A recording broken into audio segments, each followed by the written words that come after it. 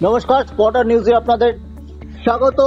৭৬-এর কলকাতা লিগে মোহনবাগান এবং ইস্টবেঙ্গলের একটা ঐতিহাসিক ম্যাচ হয়েছিল। সেই ম্যাচে ১৭ সেকেন্ডে আকবরের গোলে জিতেছিল মোহনবাগান। পরদিন একটি বহুল প্রচারিত সংবাদপত্রে স্বনামধন্য সাংবাদিক মতি নন্দী হেডিং করেছিলেন, ইস্টবেঙ্গল খেলেছে, মোহনবাগান জিতেছে। এবং গোল অবশ্য 74 মিনিটে হয়েছে, কিন্তু পুরো খেলাটা যদি দেখো, আমার অন্তত মতিদার সেই বিখ্যাত হেডিংটার কথা মনে পড়ছে।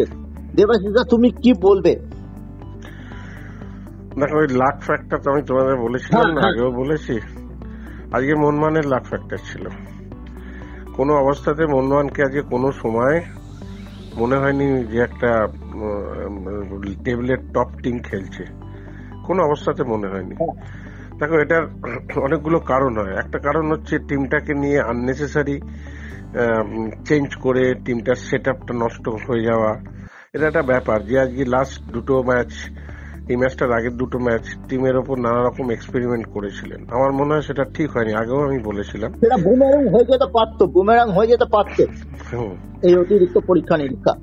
তো সেটা কিন্তু আজকে এসে দেখা গেল। এবং যার উপর সবচেয়ে বেশি ভরসা ছিল অ্যালেক্স স্টুয়ার্ট, আজকে ইনজুরি অনেকগুলো ম্যাচ পুরো না খেলার পর আজকে প্রথম থেকে শুরু করে কিন্তু অ্যালেক্স স্টুয়ার্টের মতো খেলতে একদম পারেনি। পুরো অফ ফর্মে ছিল। শুধু অ্যালেক্স স্টুয়ার্ট কেন, ফুল টিমটাই তো সেইভাবে সেট আপটা দেখতে পেলাম না। ডিফেন্সের সঙ্গে মাঝমাঠের কোনো লিঙ্ক নেই, মাঝমাঠের সঙ্গে ফরওয়ার্ডের কোনো খুব খারাপ। মানে পুরো মাঠ জুড়ে শুধু বেঙ্গালুরু খেলেছে। এবং সত্যি মানে খুব অবাক লাগছিল যে ভেবেছিলাম সেকেন্ড হাফটা হয়তো একটু বেটার কিছু হবে, কিন্তু দেখলাম না। 10 মিনিট তবু একটু নড়াচড়া করেছে, কিন্তু তারপরে সেই একই জিনিস। মানে গুরপ্রীতকে সেইভাবে বলই ধরতে হয়নি। মোহনবাগান কোনো চান্স ক্রিয়েট করতে পারেনি। একটা চান্স ক্রিয়েট করেছিল ম্যাকলারেন, যেটা একে নামিয়ে দিয়েছিল স্টুয়ার্টকে, গোলে রাখা উচিত ছিল। স্টেপিং এর গন্ডগোলে বলটা একটু ফাস্ট হয়ে গেছে, পারেনি। এছাড়া বলার মতো মোহনবাগান কোনো রকম কোনো চান্স ক্রিয়েট করতে পারেনি। মনবীর ওই প্রথম 10 মিনিটের মধ্যে দুটো দুর্দান্ত মাইনাস করেছিল, কিন্তু টপ বক্সে কোনো লোক ছিল না। তাহলে আর সেই মাইনাসের কি ভ্যালু রইলো বলো না? আমার মনে হয় একটি মোহনবাগানের 2 স্ট্রাইকারে চলে যাওয়া উচিত। 4-4-2 কি মোহনবাগান? দেখো, এখন তো আলটিমেটলি আজকে তো 2 স্ট্রাইকারই খেলছিল। স্টুয়ার্ট তো আগেই খেলছিল। স্টুয়ার্টের সেই এফোর্টটাও দেখলাম না, নিচে নেমে এসে স্কিম করা। কিছুক্ষণ পরে স্টুয়ার্ট ছেড়ে দিচ্ছে। মানে খুব খারাপ অবস্থা। যেটুকু মাঝমাঠে আপুইয়া খেলছিল, বাকি তো সুভাশিসের আজকে খুব করুণ অবস্থা ছিল। বাদিকটা খুবই খারাপ অবস্থা ছিল। লিস্টন যতটুকু চেষ্টা লিস্টন করেছে, তবে রেফারি আর একটু কঠোর হওয়া উচিত ছিল। কেননা তোমার নিখিল পূজারি যেভাবে লিস্টনকে প্রথম থেকে ধরে ফেলে জাপটে ধরে ওকে আটকানোর চেষ্টা করেছে, তাতে রেফারির আরো আগে নিখিল পূজারিকে ইয়েলো কার্ড দেখানো উচিত ছিল। কোনো কার্ডই কিন্তু দেখেনি, না, কোনো কার্ডই দেখেনি। এবং খুব দৃষ্টিকটু ভাবে ওরা মানে কিন্তু পার পেয়ে গেছে। আর সবচেয়ে খারাপ লাগলো যে হয়তো টিমটা আজকে ব্যাড ডে ছিল, হয়তো এত খারাপ লাস্ট দুটো ম্যাচও খেলেনি আজকের মতো। কিন্তু সবচেয়ে খারাপ লাগলো যেটা আশিক কুরিনিয়ান, যে মানে ইনজিওর্ড প্লেয়ার একটা, মানে এখনো সে ফিট নয়, তাকে কি করে নামালো? আমি খুব অবাক লাগছে। সে বল নিয়ে যেতে পারছে না, গিয়ে দাঁড়িয়ে পড়ছে, জমা দিয়ে দিচ্ছে, তারপর হাঁটতে হাঁটতে ফিরছে, টিম ডিফেন্সিভ পার্ট করছে সেখানে। তখন কুরিনিয়ান ওদের বক্সে জার্সিটা খুলে ফেললো গোল করার পর, তখন বোধহয় ওটা ও হলুদ কার্ড পেলো, সভাপতি সঠিক সিদ্ধান্ত। আর তখন আর একটা ইয়েলো কার্ড দেখলে 10 জনে হয়ে যেত, এরকম একটা অবচেতন মনে বোধহয় কাজ করেছে। কারণ লিস্টনকে একটু আবেগতাড়িত হতে দেখা গেছে গোল করার পর। হয়েছে, এবং গোলটা দুর্দান্তই করেছে। মানে এক সময় ম্যাচের ভাগ্যটা লিস্টন কোলা সব গড়ে দিয়ে গেছে। আমার মনে হয় স্টুয়ার্টের উপর বড্ড বেশি ভরসা করছেন মলিনা। এর চেয়ে বোধহয় ডিমিত্রি, যার 32টা গোল আছে গত 3 সিজনে মোহনবাগানের জার্সি গায়ে, অত গোল কিন্তু এই মুহূর্তে এই দলের আর কারণ নেই। ডিমিত্রির পর আছে মনবীর সিং 21। ডিমিত্রিকে কি প্রথম থেকে এবার খেলানো উচিত? না, দেখো, স্টুয়ার্ট হচ্ছে জেনুইন মাঝমাঠের স্কিমার। স্টুয়ার্ট যদি ঠিকঠাক খেলে টিমের চেহারাই পাল্টে যাবে। তো সেই হিসেবে স্টুয়ার্টকে উনি ট্রাইটা করেছেন, কিন্তু দুর্ভাগ্য যে স্টুয়ার্ট এখনো তোর পুরোনো জায়গায় ফিরতে পারেনি। ওরাও স্টুয়ার্টকে খেলতে দেয়নি, হ্যাঁ, খেলতেও দেয়নি ওরা।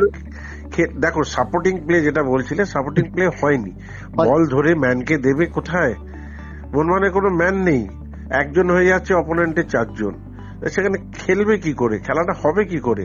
দৌড়তে হবে, দৌড়নো কম, জায়গা নেওয়া কম, অফ দা বল কেউ রান করছে না।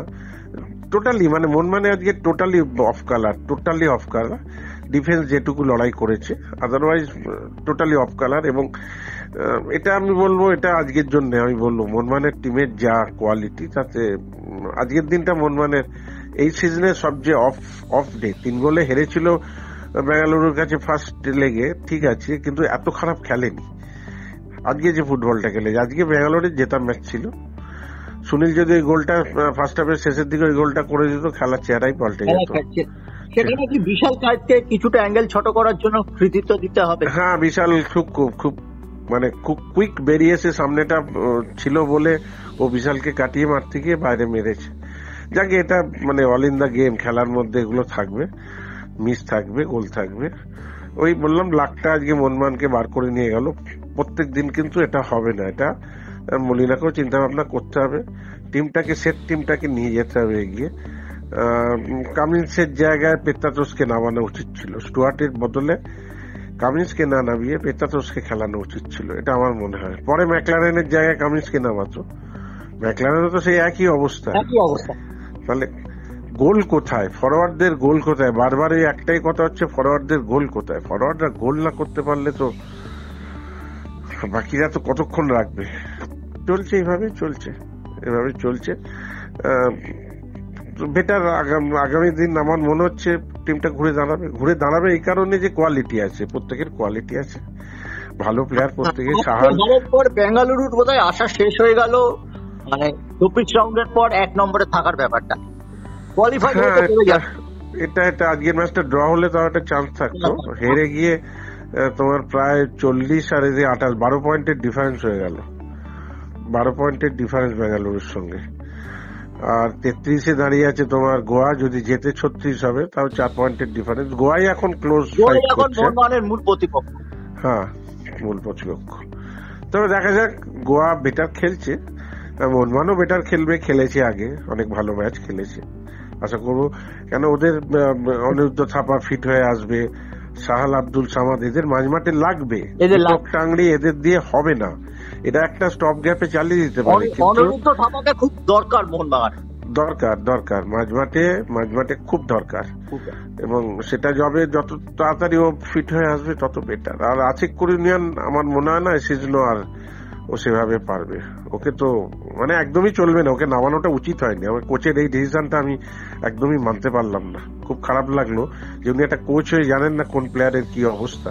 যার ক্ষমতায় নেই তাকে এই সময় একটা প্রেসার ম্যাচে তুমি নামিয়ে দিলে, 3-4 গোলে জিতছে কি 2 গোলে জিতছে, সেই সময় নামালে ঠিক আছে, টিমটা 1 গোলে জিতছে তখন তুমি নামিয়ে দিলে ওকে।